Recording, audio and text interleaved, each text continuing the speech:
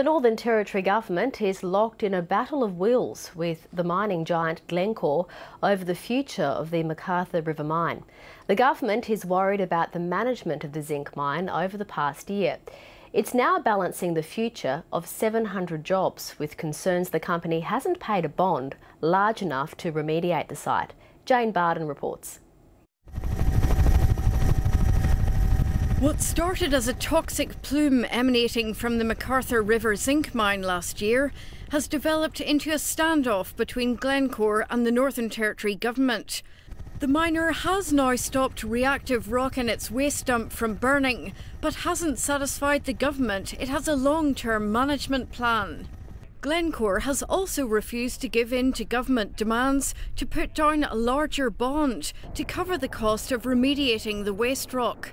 The government has given the company an ultimatum to pay up if it wants to keep mining. There is a real risk if the government doesn't attach a rehabilitation condition to them right now that they will cut and run and leave those costs to the public. I disagree with that view entirely. We at Glencore have made significant investments in McArthur River over, particularly in the last 5 years. The miner says any bond increase would need to be considered along with new engineering plans. We're 100% committed to make sure that we come up with a good solution for the operation. Green groups are suspicious about the government's position after it missed a deadline to provide freedom of information documents about remediation costs and the contamination of cattle that wandered onto the mine site. It's not the role of government to protect and cover up mistakes of large mining companies.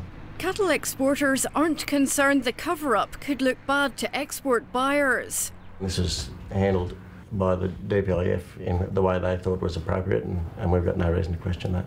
Environmentalists want a temporary shutdown of the mine.